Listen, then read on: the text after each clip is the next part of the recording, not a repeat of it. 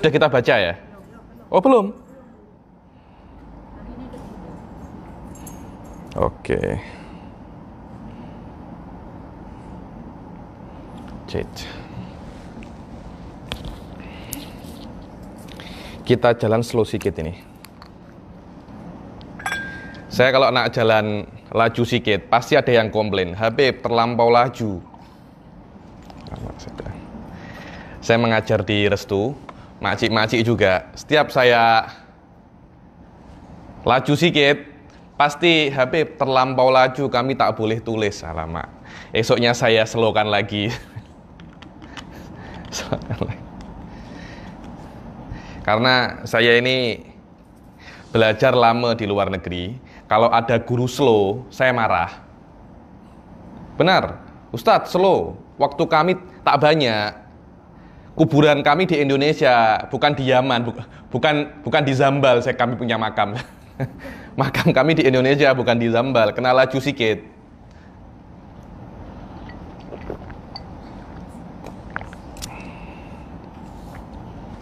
Oke, kita mulai. Bismillahirrahmanirrahim. Assalamualaikum warahmatullahi ta'ala wabarakatuh. Alhamdulillahirabbil alamin, wassalatu wassalam ala sayyidil mursalin wa ala alihi wa sahbihi wa man tabi'ahum bi ihsanin ila yaumiddin. Nawaitu ta'aluma wa ta'lim wa naf'a wal intifa wal ifadah wal istifadah wal hatha ala tamasuki bi kitabillahi ta'ala wa sunnati rasulihi wa du'a ilal huda wa dalalata alal khairi wa ibtigha'a mardatihi wa qurbihi wa thawabihi subhanahu wa ta'ala. Allahumma faqihna fid din wa 'allimna ta'wil, rabbi shrah li sadri wa yassir li amri wahlul 'uqdatam min lisani yafqahu qawli waj'al li waziran min ahli. Bismillahirrahmanirrahim.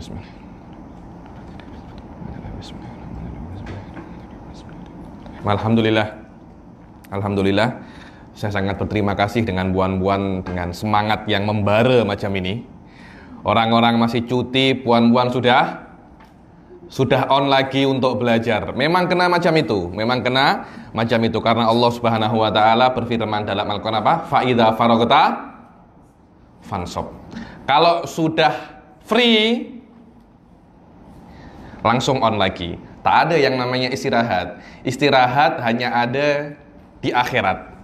Istirahat hanya ada di akhirat. Tak ada istirahat di dunia, tak ada senang di dunia. Yang ada di dunia hanya penat. Benar itu.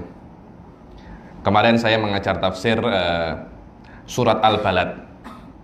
La uqsimu bihadzal balad wa anta hillum bihadzal balad wa walidium wa ma walad. Kemudian ada ayatnya setelahnya, laqad khalaqnal insana fi kabad.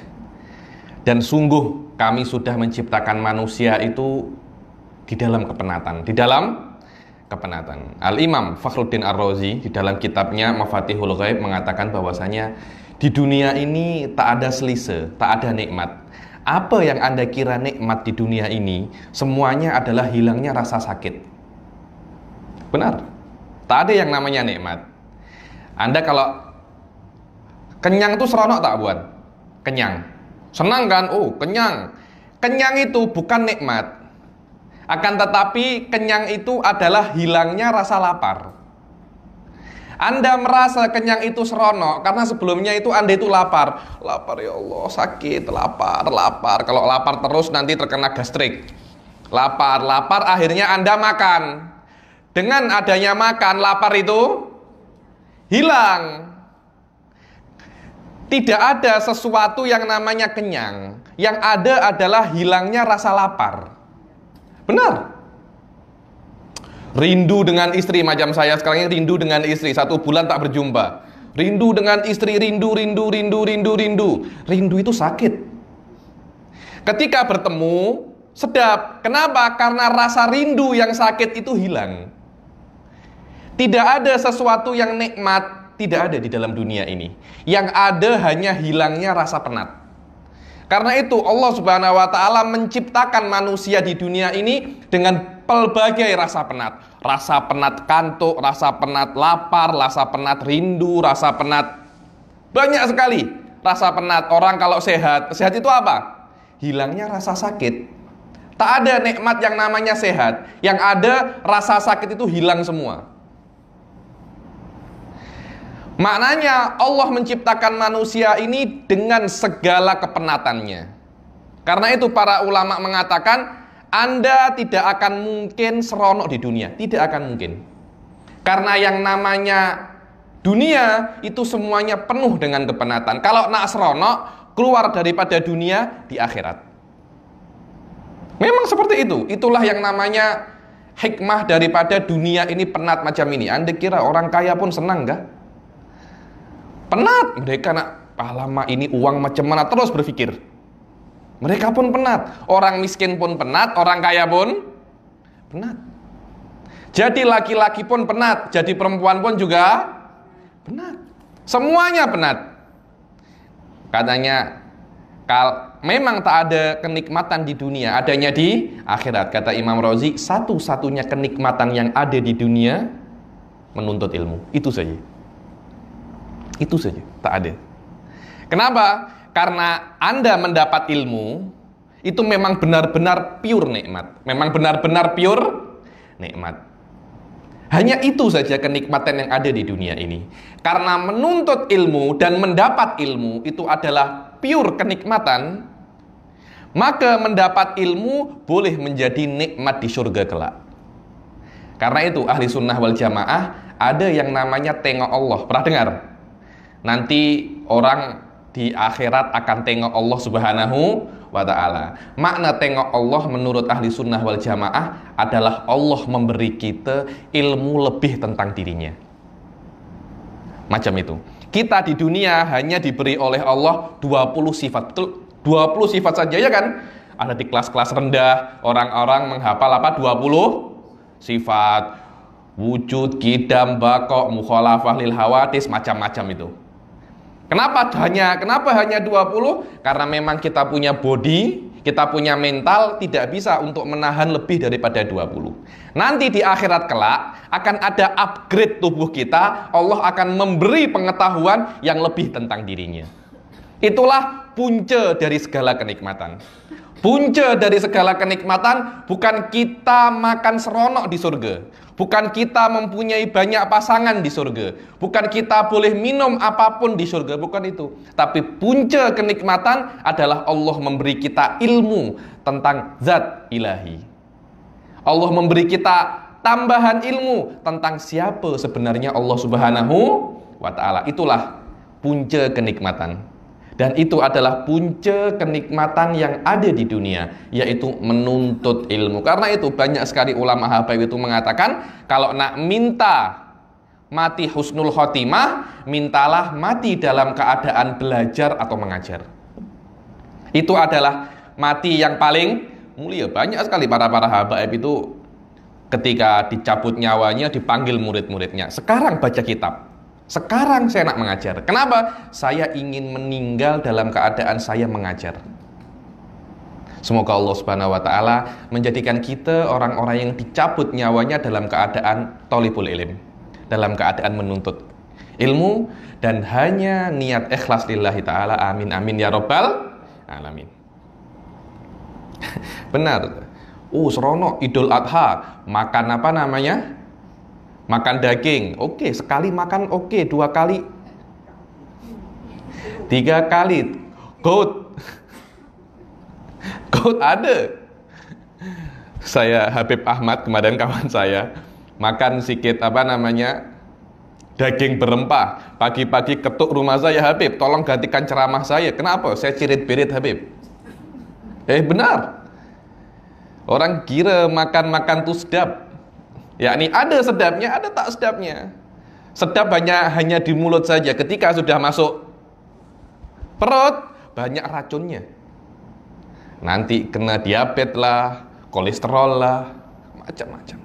Karena itu tidak ada kenikmatan yang pure kecuali Anda mendapat ilmu. Kecuali Anda mendapat ilmu. Dari sini Anda tengok banyak sekali ulama itu macam tak menikah, buan-buan. Tak benar, tak menikah mereka. Kenapa? Karena mereka sudah mendapati kenikmatan di dalam menuntut ilmu. Menikah pun tak seronok-seronok sangat. Di bilik saja seronok, setelah di bilik lemas, kena kerja. Itu saja. Nanti yang perempuan hamil 9 bulan, ya Allah, muntah-muntah, terus macam itu 9 bulan. Nanti melahirkan penat, sakit perut. Karena itu Imam Nawawi sampai umur 45 tahun tak menikah. Meninggal dalam keadaan tak menikah. Kenapa? Karena beliau melihat bahwasanya kenikmatan menuntut ilmu itu lebih daripada kenikmatan menikah. Tapi itu bukan bukan semua orang boleh rasa, bukan semua orang boleh rasa, hanya orang-orang tertentu. Rata-rata para penuntut ilmu menikahnya terlambat. 31 baru menikah, 37. Saya punya guru, salah seorang ulama besar dari Jordan, Syekh Said Foda, 37 baru menikah. 37 baru menikah. Sampai kalau tak ayahnya mengingatkan beliau, ada kena menikah, lupa, alamak. Benar, saya sudah tua. Dulu saya nak ambil PhD. Kalau tak emak saya ancam saya, Anda tak boleh ambil PhD kecuali sudah meminang perempuan. Saya tak meminang. Meminang dulu baru ambil PhD. Banyak penuntut ilmu semacam itu. Habib Ali Ridho Mola Akhirat 33, 34 baru menikah. Karena sudah seronok dalam menuntut ilmu. Insyaallah kita teruskan pengajian kita dalam kitab niat ini. Sampai niat ketiga ya. Niat ketiga di dalam bersilaturahmi, An-niyah ats-tsalitsah yazuru akhahu liqibali sunnatir Rasul sallallahu alaihi wasallam wastihbabahu lidzalika kama rawal Hasan. Dibilang, Anda kalau nak bersilaturahmi kepada kawan Anda atau kepada saudara Anda, niatlah mengikuti Rasul sallallahu alaihi wasallam. Kenapa? Karena apa yang diperbuat oleh Rasul semuanya itu adalah sunnah. Saya 3-4 minggu yang lalu saya mengajar anak-anak master dan PhD pasal ini. Pasal tentang perbuatan Rasul, hanya perbuatan Rasul, bukan perbuatan tok guru atau perbuatan Habib. Tak. Perbuatan Rasul kalau berbuat maknanya itu sunnah. Perbuatan tok guru, perbuatan Habib belum tentu sunnah, belum tentu. Karena itu banyak orang itu berdalil, tok guru itu merokok, saya pun nak merokok. Sejak kapan itu menjadi dalil? Selain Nabi, perbuatannya mungkin dosa, mungkin mendapat pahala, tapi perbuatan Rasul confirm semuanya mendapat pahala. Apapun yang Rasul buat, kalau Anda ikuti perbuatan itu karena Rasul berbuat, itulah yang namanya menjadikan Rasul itu sauri teladan. Menjadikan Rasul itu contoh. Apa yang Rasul buat, Anda kena buat. Di antara apa yang Rasul buat, di antaranya adalah bersilaturahmi kepada kawan atau saudaranya. Seperti diriwayatkan Hasan, qala Nabi sallallahu alaihi wasallam, ya Aba Razin, asy'arta annar rajula idza kharaja min baitihi zairan akhahu fillah syai'ahu sab'una alfa malakin yusalluna alaihi yaqulun. Wahai Aba Razin, Rasul pernah berkata kepada sahabatnya, namanya Aba Razin, wahai Aba Razin, engkau terasa tak kalau ada orang keluar untuk bersilaturahmi kepada saudaranya, akan ada 70.000 malaikat mengikutinya. Jadi di belakangnya ada malaikat berbaris beratur untuk berjalan di belakangnya sebanyak 70.000. Syai'ahu, syai' ini apa ya? Syai'ahu ini menjadi pengikutnya. Macam kalau ada orang bawa jenazah, di belakangnya ada orang, itu namanya tasyi'. Akan ada 70.000 malaikat mengikutinya dari belakang, bukan hanya mengikuti, mereka mendoakannya. Bagaimana mendoakannya? Rabbana annahu wasala fik fasilhu. Ya Allah, orang ini menyambung tali silaturahmi karena Engkau ya Allah. Aduh, kalau kita nak menyambung tali silaturahmi, niatnya kan untuk mendapat pahala, untuk mengikuti Rasul. Maknanya kita bersilaturahmi hanya untuk mencari ridha Allah. Itulah katanya malaikat, innahu wasolafik. Ya Allah, budak ini berkunjung, bersilaturahmi ke kawannya karena Engkau ya Allah. Dulu dengan kawannya itu tak terlalu mesra, kemudian dia datang balik mesra lagi. Fasilhu, katanya, ya Allah, jadikanlah dia mesra dengan Engkau. Jadikanlah dia rapat dengan Engkau ya Allah. Karena dia merapatkan hubungannya dengan kawannya sebab Engkau, maka rapatkanlah hubungannya denganmu ya Allah. Inilah yang dikatakan di dalam ulama tasawuf yang namanya al-inayah.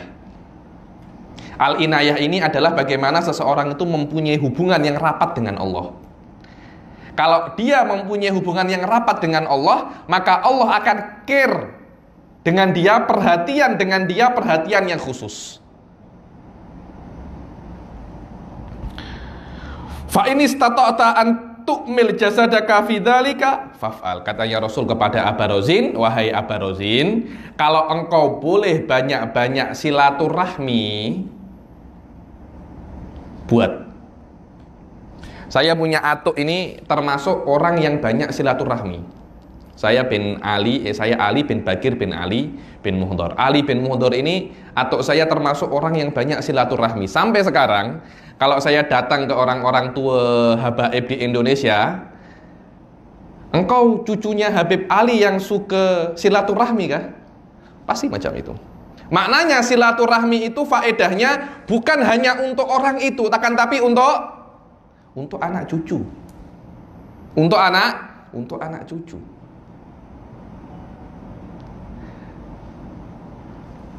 Ada seseorang cerita dengan saya, seseorang menjadi presiden sebab banyak silaturahmi. Benar. Jadi dia bercerita pengalaman dia. Saya sebelum saya menjadi presiden 20 tahun kerja saya hanya bersilaturahmi dari kiai ke kiai, dari orang besar ke orang besar. Setelah 20 tahun saya fight menjadi presiden, saya menang lebih di atas 60%. 60%. Kenapa? Adalah berkah daripada silaturahmi. Orang tanya, kalau ini dulu pernah silaturahmi dengan saya, ini orang baik, kena kita kena vote dia. Macam itu. Silaturahmi adalah modal. Silaturahmi adalah modal. Jangan, menurut saya, jangan diremehkan. Silaturahmi ini di dalam segala level. Level kawan, level keluarga, sampai di dalam level negara. Ada yang namanya silaturahmi. Ada yang namanya silaturahmi, dan semua faedahnya untuk mempererat hubungan antara kedua orang. Qala Abu Thalib Al-Makki rahimahullah, fahadha amrun min Rasulillah sallallahu alaihi wasallam bitafdhili ziyaratil ikhwan. Dibilang Abu Thalib Al-Makki, saya tak tahu, Habib Sa'ad ini sangat sering menukil daripada kitabnya Abu Thalib Al-Makki yang namanya Qutul Qulub. Yang namanya apa?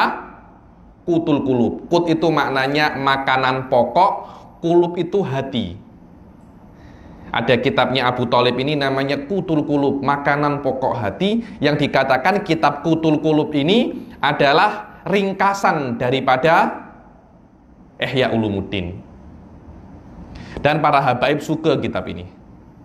Saya pun tak tahu, saya belum pernah baca kitabnya, tapi kelihatannya para habaib suka karena banyak sekali di kitab-kitab menukil daripada kitabnya Abu Thalib Al-Makki ini. Abu Thalib Al-Makki. Abu Thalib Al-Makki mengatakan bahwasanya ini adalah perintah daripada Rasul Shallallahu Alaihi Wasallam, yang mana perintah itu menandakan bahwasanya bersilaturahmi itu adalah amalan yang utama. Beliau kan berkata, wahai Abarozin, kalau engkau boleh untuk bersilaturahmi, faf'al. Faf'al. Kata-kata faf'al di dalam bahasa Arab maknanya lakukanlah. Lakukanlah itu adalah kata perintah, puan-puan. Kata apa? Perintah. Rasul kalau memerintah itu maknanya kalau tak wajib ya sunnah. Tapi biasanya kalau Rasul cakap buat ini, maknanya itu wajib. Karena itu di dalam sejarah Rasul tak pernah adzan. Rasul tidak pernah adzan sekalipun, tak pernah.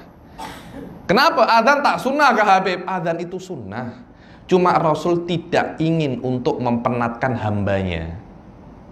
Tidak ingin mempenatkan umatnya. Kenapa? Kalau Rasul adzan, nanti ketika Rasul berkata, hayya ala sholah, ayo mari sholat. Kalau Rasul cakap, ayo mari sholat, yang mendengar sakitkah, tak bolehkah, kena hadir. Laki-laki, perempuan, anak kecil kena hadir. Kasihan kan? Mungkin perempuannya ini sakit, atau laki-laki ini sakit, atau anak kecil tak tahu apa-apa, tak ada kisah. Ketika Rasulullah cakap hayya ala sholah, Anda kena datang ke masjid. Kalau tak, Anda berdosa. Kenapa? Karena ini adalah perintah Rasul Shallallahu Alaihi Wasallam. Karena Rasul takut macam itu, akhirnya Rasul tidak mau adzan. Rasul tidak mau adzan, kasihan kepada umatnya. Wa qala Anas bin Malik kana Rasulullah sallallahu alaihi wasallam idza ghaba ar-rajulu anil masjid thalathan sa'ala anhu fa in kana maridon adahu wa in kana musafiran da'alahu wa in kana hadiran zarahu. Dikatakan, diriwayatkan daripada Anas bin Malik. Anas bin Malik ini adalah salah seorang sahabat yang meninggalnya paling akhir, umurnya sekitar 120 tahun. Anas bin Malik ini sekarang sudah susah, sudah orang-orang Arab makan pelik-pelik semua. Mereka terlampau banyak minum Pepsi, itu problemnya. Minum Pepsi, tapi memang Pepsinya Arab itu lebih sedap daripada Pepsinya Malaysia. Saya minum Pepsi Arab, dahsyat memang. Sedap sangat benar. Tak tahu diberi raja apa, tapi sedap sangat Pepsi Arab itu. Orang-orang sana kalau minum Pepsi macam minum air kosong. Benar. Saya punya kawan dulu dari Dubai, tinggal satu flat dengan saya ketika di Jordan. Setelah sholat subuh berjamaah, assalamualaikum warahmatullahi, assalamualaikum warahmatullahi, doa kecap, buka peti sejuk, minum Pepsi. Awal minum Pepsi, karena itu umur 50 tahun, umur 45 tahun, lutut sudah habis sudah. Lutut sudah habis. Kenapa? Karena terlampau banyak minum Pepsi. Dibilang Anas bin Malik berkata kepada Rasul Shallallahu Alaihi, meriwayatkan dari Rasul Shallallahu Alaihi Wasallam bahwasanya beliau berkata, beliau melakukan, Rasul itu diriwayatkan daripada Anas bin Malik, beliau itu melakukan idza ghabar rajulu. Dibilang Rasul kan rumahnya ada di dalam masjid. Ada Masjidul Nabawi, rumahnya Rasul di dalam masjid. Jadi Rasulullah tahu siapa saja sahabatnya yang sering sholat. Macam pengurusi Masjid At-Taqwa TTDA ini yang konsisten sholat tak banyak kan? Ya, mungkin ada 10-20 orang pengurusi dan imam ini hafal, oh ini sering sholat. Rasulullah pun macam itu. Ada beberapa sahabat yang memang konsisten sholat dengan Rasul Shallallahu Alaihi Wasallam, ada yang tak konsisten, mungkin busy kah, mungkin apa, mungkin ini. Tapi ada beberapa sahabat yang konsisten. Rasul tengok kalau ada satu sahabatnya yang konsisten itu tak sholat di masjid 3 hari, beliau akan tanya, mana fulan? 3 hari tak tampak. Kenapa? 3 hari tak tampak ini kenapa? Sakitkah? Dibilang kalau sakit, setelah sholat kita jenguk dia. Setelah sholat kita jenguk dia. Tak Rasul. Kemana orang ini? Musafir. musafir. Zaman dahulu musafir memang tak boleh sehari dua hari. Sekarang Indonesia, Malaysia, Anda boleh berangkat pagi, balik Malaysia sudah malam, Anda masih bisa buat. Zaman dahulu kan tak boleh, musafir itu kena 1 minggu, 2 minggu. Dia musafir ya Rasulullah. Kalau memang dia musafir, mari kita berdoa sama-sama, semoga orang itu selamat sampai tujuan dan balik ke Madinah dalam keadaan selamat. Dia tak sakit ya Rasulullah, dan dia tak musafir. Oke, kenapa dia tak sholat? Ada sesuatu. Kita kena berkunjung kepada orang itu, kita tanya, kenapa? Karena macam mana ya saya tengok ya? Ada sesuatu yang berbahaya. Tak ada sebab, tengok. Tak ada sebab, tapi berubah. Berbahaya. Kenapa? Biasanya orang ini hadir, sholat bersama Rasul. Tapi sudah 3 hari tak sholat. Kenapa? Tak sholat berjamaah maksudnya. Tak sholat berjamaah, kenapa? Dia tak sakit, dia tak musafir, jangan-jangan dia anak murtad. Ada kan potensi macam itu kan? Ada kan potensi macam itu. Beberapa sahabat ada yang berpindah agama menjadi Nasrani, terutama ketika Rasul meninggal, banyak daripada sahabat yang berpindah agama, yang murtad. Rasulullah macam ingin mengajarkan kepada umatnya, kalau memang ini kawan Anda dan ada sedikit potensi dia memerlukan bantuan, Anda kena tahu. Jangan tunggu kawan Anda meminta bantuan. Anda kena sensitif. Anda kena rasa bahwasanya kawan saya ini punya masalah, punya problem, saya kena bantu. Mungkin kawan Anda nak minta bantuan malu. Tapi Anda sebagai seorang kawan, Anda kena offer bantuan. Rasul datang, tanya, kenapa engkau tak datang? Oh tak ya Rasulullah, mungkin anak saya sedang sakit. Maknanya bukan Anda yang sakit, tapi anak Anda, saya kena doakan anak Anda. Tak ya Rasulullah, saya gaduh dengan istri saya.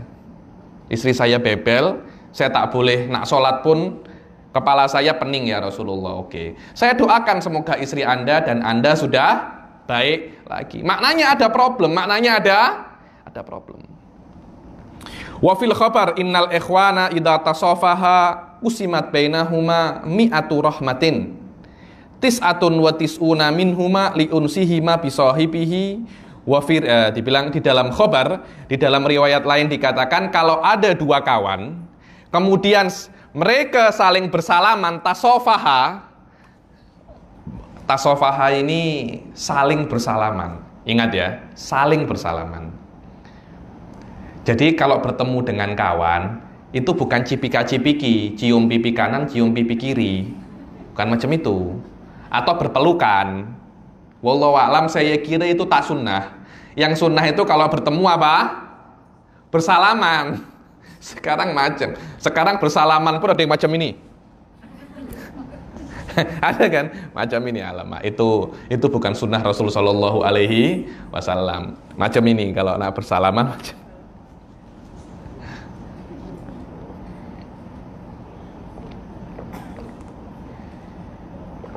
Atau mungkin bertemu, hello, bukan hello, assalamualaikum, bukan hello. Innal ikhwana idza tasafaha kusimat bainahuma mi'atu rahmatin. Dibilang kalau ada saudara, kawan satu muslim datang dan bertemu, kemudian mereka saling bersalaman, bukan cipika-cipiki, bukan berpelukan, bukan apapun, bukan say hello, akan tapi bersalaman, maka akan diberikan ke atas mereka itu 100 rahmat. 100 rahmat. 99 daripada 100 itu karena unsihima bisohibihi. Uns ini macam mana ya? Uns itu karena Anda merasa senang dengan kawan Anda. Macam mana kalau Anda bertemu dengan kawan, ada rasa senang kan? Itu namanya unus. Itu namanya unus. 99 karena ada rasa senang bertemu dengan kawannya. Apalagi kawan-kawan yang lama tak bertemu. Sudah 10 tahun tak bertemu, kawan-kawan dulu sekolah rendah. Akhirnya macam nostalgia.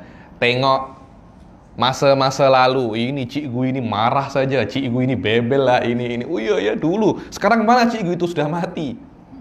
Kita kena ziarah ke kuburnya, kita kena berdoa.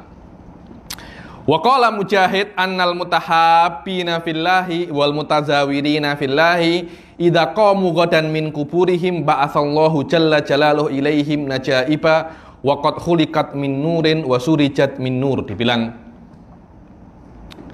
orang-orang yang saling mencintai karena Allah, orang-orang yang saling mencintai karena Allah, dan orang-orang yang saling berkunjung karena Allah, maksudnya yang kerjanya di dunia sering buat macam itu.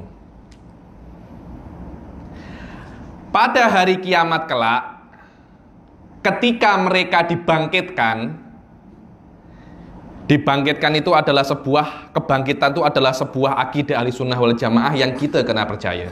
Yang mana hampir sepertiga daripada Al-Quran menjelaskan bahwasanya ada yang namanya hari kiamat. Ada yang namanya hari kiamat. Mereka orang yang suka berziarah, orang yang suka berkunjung, dan orang yang suka silaturahmi, ketika dibangkitkan dari kuburnya, Allah akan menciptakan dan mengutus untuk mereka najaib. Najaib ini kira-kira kendaraan, mungkin semacam kuda atau apalah. Yang mana kuda itu diciptakan daripada cahaya dan surijat. Apa surijat itu ya? Kuda itu di atasnya ada macam tempat duduknya. Apa itu namanya? Pelana. Nah, kuda dari cahaya dan pelananya dari cahaya. Wa uljimat min nur. Kudanya dari cahaya, pelananya dari cahaya. Apa itu yang talinya itu namanya? Yang ada di mulutnya itu namanya apa? Kalau orang Indonesia cakapnya tali kekang kuda. Tali untuk mengekang kuda. Itu namanya lijam.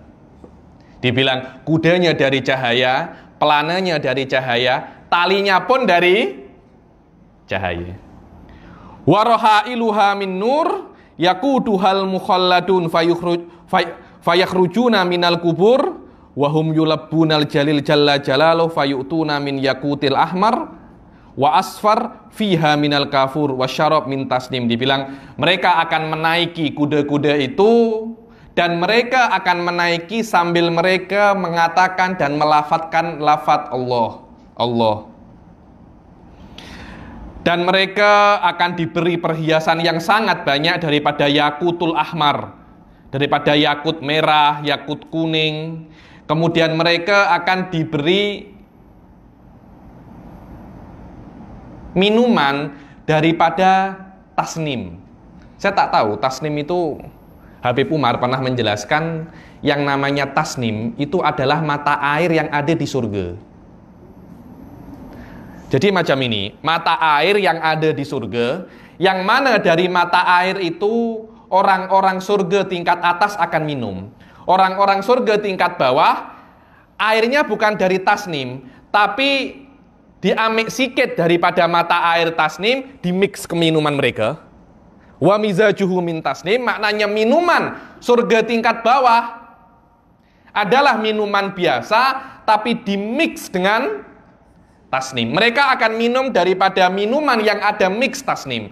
Tapi surga tingkat atas, mereka akan diambil semuanya dari tasnim. Tak ada mix, minumannya pun daripada tasnim. Wa mizajuhu min tasnim ainai yashrabu bihal muqarrabun. Dibilang tasnim adalah mata air yang dari mata air itu orang-orang muqarrabun yang ada di surga tingkat atas minumannya akan full daripada air mata tasnim itu. Mata air tasnim itu. Yang mana orang-orang yang mutazawirin, yang saling berziarah dan saling bersilaturahmi, oleh Allah akan diberi minuman daripada tasnim. Maknanya mereka akan ada di surga tingkat atas. Warrahiqul makhtum wa qad turibat birridha warahmah, yang mana selain itu Allah Subhanahu wa taala sudah memberikan mereka keridhaan dan rahmat. Waridwan fayusquna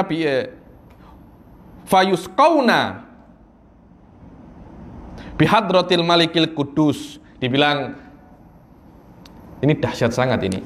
Maknanya mereka diberi minum mata air tasnim dan mereka disuruh meminumnya di hadapan Allah Subhanahu wa ta'ala. Ya, ini bukan hanya airnya yang oke, tempatnya pun juga ilit. Saya tengok sekarang ini kedai makan yang mahal, bukan hanya masakannya yang oke, tempatnya pun oke. Maknanya sudah minumannya dari tasnim, mereka disuruh meminum di tempat yang oke. Fayarkabunan najaib wa yatahallawnal huliyat tahlilan hatta ya'tuna ila kurrasin lahum qad wudi'at wa yanduruna ila rabbihim bi'ainil baqa' masurin. Dan mereka akan disuruh untuk menaiki kuda itu yang dari cahaya itu, dan mereka akan dituntun untuk ke tempat di mana mereka akan mendapatkan buku mereka. Tengok. Maknanya mereka datang ke tempat buku mereka, buku amal perbuatan mereka, tidak dalam keadaan berjalan, tapi menaiki kuda. Ketika mereka amik itu, wajah mereka senang. Wajah mereka senang. Dan kenapa wajah mereka senang? Karena mereka confirm mereka akan kekal selamanya di surga. Itulah adalah apa yang akan didapat oleh orang-orang yang nanti pada hari kiamat, yang mereka pada saat di dunia itu suka berziarah dan bersilaturahmi dengan sesama. Wa qala Amr bin Ala yustahabbu lirrajuli an yazura akhahu fillahi kulla yaumin marratain. Alamak. Dibilang Amr bin Ala ini mengatakan disunahkan seseorang itu untuk berziarah, bersilaturahmi kepada saudaranya satu iman satu hari 2 kali. Alamak. Ya, nih 1 hari 2 kali boleh bosan lah. Boleh bosan. Ya, 1 bulan 2 kali oke lah. 1 minggu 2 kali boleh bosan. Wa qala Abu Talib al-Makki rahimahullah ka'annahu ta'awwala qaulal jalil fi ahlil jannah. Dibilang, oke.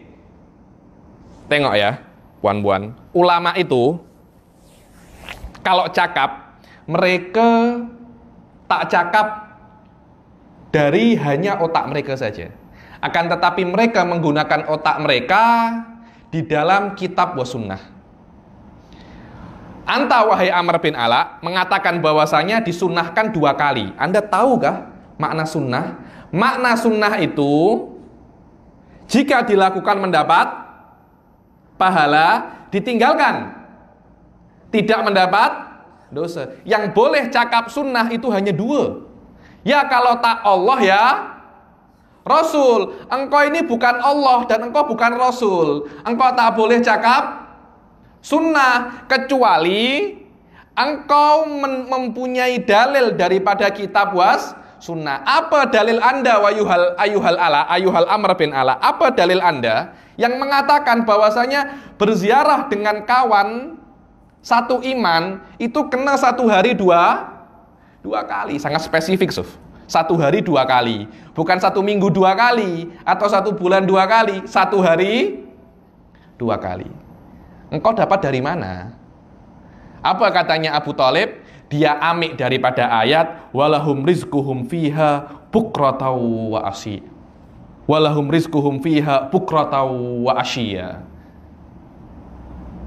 Dibilang orang-orang surga akan mendapat, tengok, orang-orang surga akan mendapat rizkinya bukrotan, pagi, wa asya, dan petang. Tengok, orang ahli surga akan mendapat rizkinya bila pagi dan petang. Dibilang rizki ini apa? Mereka bertemu satu sama lain.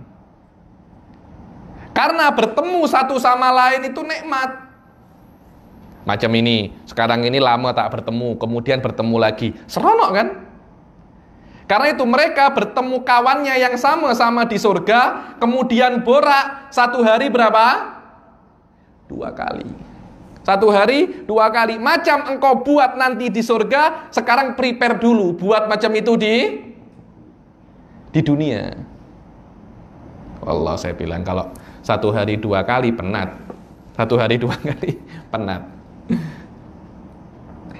Wa ansyada fi dzalika idza ghibta yauman an sadiqin wa lailah walam arani ahlan li ba'si risali faqad dalla aqli an talabtu ikhaahu wa an kana dza malin wa an kana dza hal. Dibilang di dalam sebuah syair dikatakan, kalau ada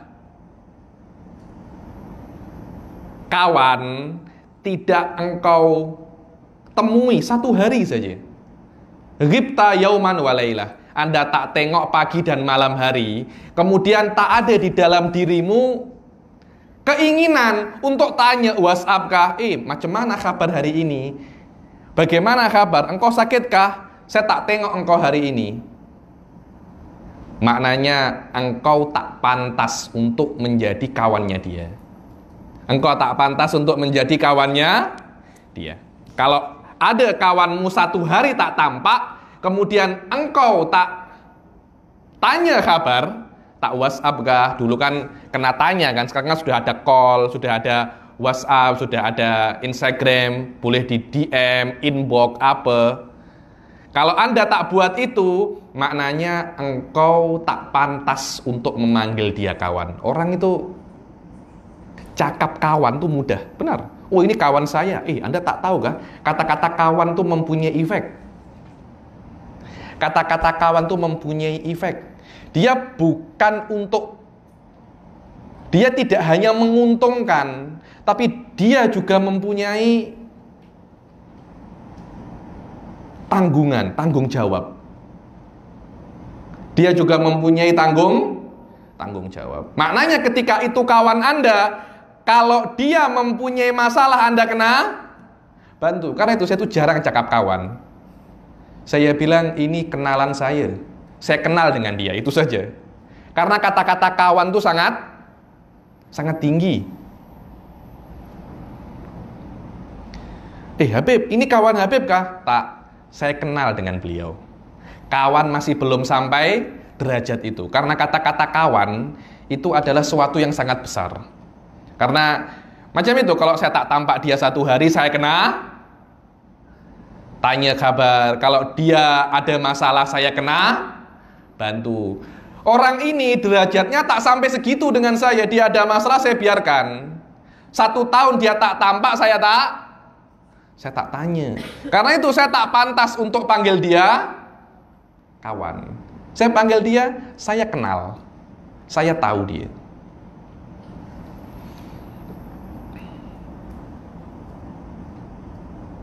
Itulah yang namanya tanggung jawab, puan-puan.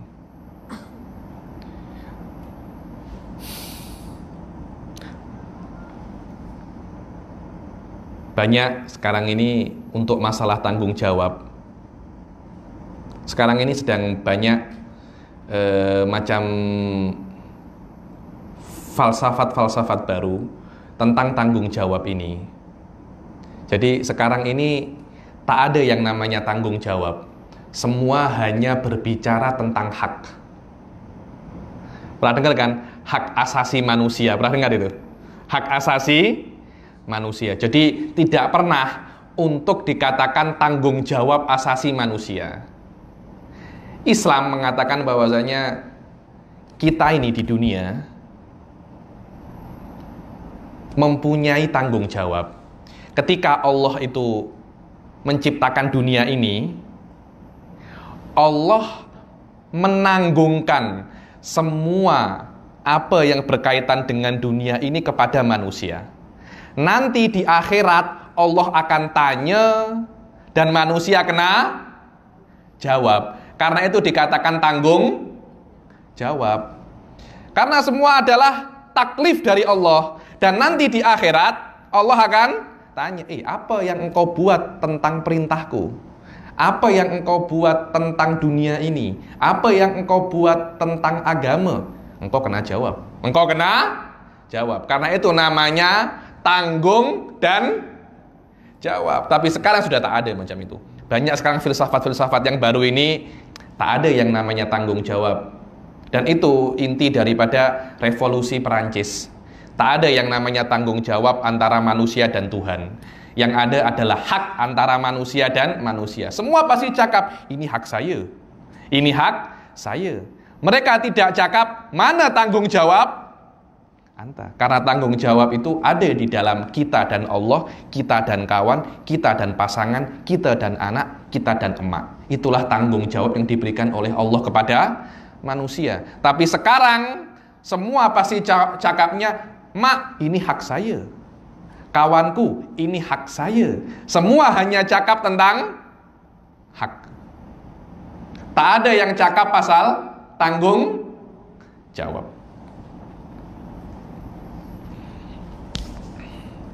Wa fil khabari ma zara rajulun akhahu syaukan ilaihi wa ragbatan fi liqaihi illa nadahu malakun min khalfihi tibta wa tabatil jannah. Dibilang tidak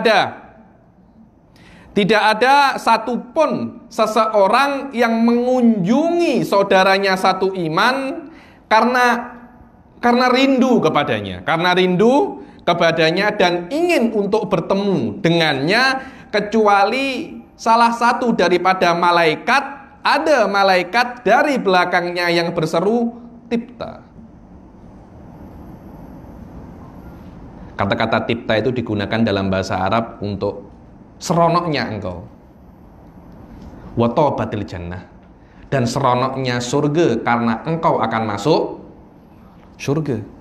Wa qala Abu Thalib wa rawaina an Rasulillah sallallahu alaihi wasallam annahu ra'a Ibnu Umar yatalaffat yaminan wa shimalan fasa'alahu faqala ya Rasulullah ahbabtu rajulan wa ana atlubuhu wala arah. Dibilang di dalam sebuah riwayat dikatakan oleh Abu Thalib Al-Makki bahwasanya suatu saat Rasulullah itu tengok Ibn Umar. Ibn Umar itu seorang sahabat yang dijuluki mufassir. Yakni Rasulullah doakan Ibn Umar ini semoga faham kitab Allah. Karena itu tafsirnya Ibn Umar ini tafsir yang paling best. Ibn Umar ketika ada Rasulullah, Ibn Umar ini yatalaffat atau yaltafit yaminan wa shimalan. Tengok kanan, tengok kiri, macam cari sesuatu. Rasulullah, engkau cari apa? Ya Rasulullah, aku ini cinta dengan seseorang, maknanya aku cinta karena Allah. Aku tengok orang ini baiklah, karena itu saya nak berteman dengan dia. Tapi subhanallah, saya cari hari ini orang itu tak ada. Karena itu saya tengok mana. Faqala ya Abdullah, idza ahbabta ahadan fas'alhu anismih wa anismi abih wa an manzilih. Dibilang, wahai Abdullah bin Umar, kalau engkau memang nak berteman dengan seseorang, engkau kena tahu siapa dia. Jangan engkau, bila-bila kan kita kan sering ya, tengok di sebuah majelis taklim ada orang, Masya Allah, orang pandai, orang ini, saya suka nih dengan orang ini. Memang benar ada semacam, bukan sekarang ini kalau suka perempuan suka perempuan, laki-laki suka laki-laki, nanti dikira LGBT. Bukan makna itu. Ini cinta, tapi cinta daripada macam yang berbeza. Cinta anak ke emaknya, cinta emak ke anaknya juga dinamakan cinta, tapi dari macam yang berbeza.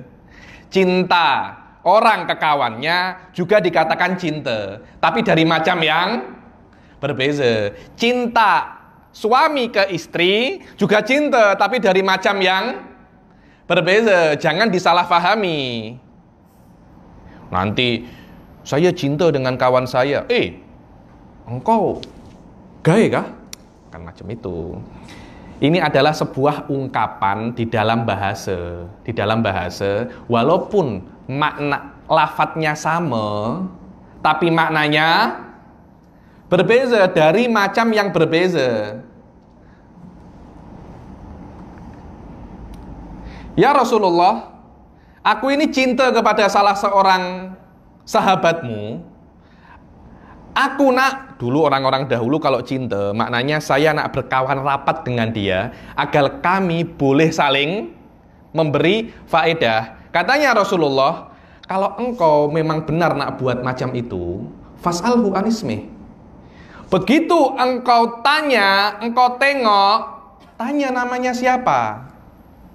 Tanya namanya siapa? Bukan hanya namanya, ayahnya juga. Namanya siapa? Ali. Ali siapa? Ada Ali Ridho Mulakhela, ada Ali Al-Hamid, Habib Ali London, ada Ali Bagir. Ali siapa? Anismi AB. Saya dulu di kawan saya di degree dulu, ada satu orang namanya sama sampai atuk kedua. Benar. Ahmad bin Abdullah bin Abdul Qadir bin Hasan. Jadi ayahnya dan ayah dia sama, atuknya sama, buyutnya pun juga sama. Apalagi nama-nama Arab itu hampir sama semuanya. Apalagi yang namanya Ali, Muhammad, Ahmad, sangat banyak. Ali saja di Malaysia ada berapa? Habib Ali siapa? Habib Ali Al-Hamid. Semua baru tahu. Habib Ali siapa? Habib Ali London. Baru tahu. Habib Ali siapa? Ali Bagir. Semua tahu. Macam itu. Fas'alhu anismih di Arab. Kalau Anda, siapa nama Anda? Ali. Engkau dari Batu kah? Macam itu, engkau dari Batu kah? Siapa nama bapakmu? Siapa nama bapakmu? Bapak engkau siapa? Saya Ali bin Muhammad Bagir. Oh, maknanya bapakmu Muhammad Bagir. Saya kira engkau keluar dari Batu. Macam itu, benar. Hal anta min hajar? Fas'alhu anismih wa anismi abih. Wa an manzilihi. Sudah lebih spesifik. Bukan hanya namanya, bukan hanya nama bapaknya. Kena tanya rumahnya mana. Memang macam tuh. Anda di Indonesia kalau tanya saya, kenal Habib Ali Bagir kah? Takkan ada yang kenal. Habib Ali T.E. Karena rumah saya di daerah namanya Tulung Agung. Disingkat namanya menjadi T.E. Kenapa? Karena namamu, nama ayahmu, dan tempatmu di mana tinggal untuk membezakan engkau dan yang lainnya. Akak Mimi, siapa? Anaknya, saya tak tahu. Cuma dia tinggal dekat di TDE. Saya tahu itu. Kenapa? Karena Anda kalau tahu rumahnya, orang itu akan lebih spesifik daripada yang lainnya. Kalau Anda tahu apa yang berkaitan dengan dia, maknanya Anda cinta dengan orang itu. Dan orang itu akhirnya bisa untuk dikenal. Habib Ali Al-Hamid. Di Indonesia, Habib Ali Al-Hamid. Siapa? Malaysia. Oh, tahu. Ketika sebut apa? Malaysia, tahu. Ali Al-Hamid, tak cukup. Karena Ali Al-Hamid banyak. Baru ketika dicakap yang di Malaysia, semua akan tahu. Itu adalah cara untuk membezakan antara orang dengan orang lain. Karena kadang nama tak cukup, puan-puan. Nama tak cukup. Karena nama dia, nama ayahnya, dan tempat di mana dia tinggal. Fa in kana ghaiban zurtahu. Kalau dia tak ada, ghaib, Anda kena berkunjung. Kenapa? Yaitu namanya hukukul kawan. Di dalam kawan ada tanggung jawab. Ketika Anda berani mengatakan ini kawanku, ada tanggung jawab. Kalau dia tak ada, Anda kena berkunjung. Tanya, ada problem apa? Wa in kana maridon utahu. Kalau dia sakit, Anda kena berkunjung. Wa in kana masyghulan antahu. Kalau dia masyghul, kalau dia busy, Anda kena tanya, engkau busy apa? Bolehkah aku bantu? Jangan tunggu dia minta bantuan. Anda kena offer bantuan. Itu yang namanya akhlak. Itu yang namanya akhlak. Para habaib itu banyak menjadi wali bukan karena banyak sholat, karena hal-hal semacam ini dibilang as-sabr wal jabr. As-sabr wal jabr, sabar dan tidak menyakiti hati orang. Dia sabar terhadap kawannya, sabar terhadap muridnya, dan dia terus tidak pernah menyakiti hati kawannya. Dulu ada seorang Habib namanya Habib Ahmad bin Hasan Al-Attas. Sekarang kitabnya banyak dibaca, namanya Al-Qirtos. Apa lagi namanya? Saya ada di rumah itu. Jawahirul Anfas atau apa. Di dalam situ beliau pernah bercerita, dulu itu saya itu pernah haji. Saya pernah haji. Kemudian ketika di haji, para wali itu berkumpul di Masjidil Haram. Macam ada pemanggilan para wali. Semua wali berkumpul malam hari, mereka tahajud. Wali dari Syam hadir, wali dari ini, wali dari ini, wali dari ini. Terus wali daripada Huraidah Yaman, Ahmad bin Hasan Al-Attas, tak ada, tak tahajud, tak tahajud. Mana katanya wali tapi kau tak tahajud. Akhirnya pagi subuh baru tampak. Wali-wali yang lain cakap, kenapa? Engkau kok tak tahajud? Ada apa? Kami ini para habaib tak menjadi wali sebab banyak tahajud. Kawan-kawan saya yang saya lama tak bertemu, ketika tahu haji, mereka semua jemput saya. Dari pagi sampai malam, saya ada 20 jemputan. Saya ada 20 jemputan. Dan 20 jemputan itu baru selesai ketika subuh. Jadi dari pagi sampai subuh saya hanya datang jemputan. Kenapa? Kalau saya tak datang jemputan, hati mereka akan tercalar. Kenapa engkau datang ke rumah fulan, tak datang ke rumahku? Engkau tak cintakah dengan aku? Engkau tak sukakah dengan aku? Apa salahku? Apa yang fulan perbuat sampai engkau datang ke rumahnya? Saya akan berbuat sama. Tapi kenapa engkau tak datang ke rumah saya? Itu kan menyakiti hati kan? Bayangkan kalau di TTDI, Akak Meme dan Puan undang saya. Saya datang ke rumah Akak Meme saja, tak datang ke rumah Puan. Sakit hati tak? Sakit hati. Kenapa? Kami sama-sama muridnya Habib Ali. Tapi kenapa ini yang didahulukan? Saya tercalar hati saya. Anda membuat hati orang sakit dosa besar. Tak payah sholat, tak payah sholat tahajud, tak payah sholat duha, tapi jangan buat hati orang sakit. Anda kena senangkan orang. Lebih baik hati Anda yang sakit daripada hati orang lain yang sakit. Terus guru-guru saya Mufti Tarim itu, ketika saya nak pulang ketika saya nak teruskan master ke Jordan dulu, saya minta wasiat. Syekh, wasiati saya, kun madluman wala takun doliman. Jadilah orang yang terdolimi dan jangan jadi orang yang mendolimi. Pasti macam itu. Lebih baik hati Anda sakit daripada Anda menyakiti hati orang. Ya kalau boleh, jangan sakit hati dan jangan menyakiti hati orang. Tapi kalau disuruh memilih, pilihlah hati Anda yang sakit. Karena Anda menahan dan sabar terhadap gangguan kawan, gangguan murid, gangguan ustadz, itu adalah amal yang paling mulia. Benar itu. Bila-bila ustadz itu penat, alhamdulillah saya tengok di Melayu ini ustadznya baik-baik. Benar, ustadznya baik-baik, surga-surga semua. Anda belum pernah bertemu ustadz yang innalillahi wa inna ilaihi rajiun. Benar, saya pernah dulu di Jordan, saya terlambat 5 menit atau 10 menit, saya disuruh berdiri 1 jam. Saya ini student master, postgraduate, Habib pula, disuruh berdiri. Tak kisah, anda Habib di luar, Anda di sini murid, Anda terlambat, Anda kena berdiri. Tapi Anda kena sabar, Anda kena sabar. Ini ustadz, Anda tak boleh marah. Murid pun juga ada macam itu. Murid tak tahu adab. Saya pernah, murid saya pukul 1 malam ketuk-ketuk rumah. Alamak. Kenapa? Saya rindu dengan Habib. Alamak. Tak bolehkah pagi?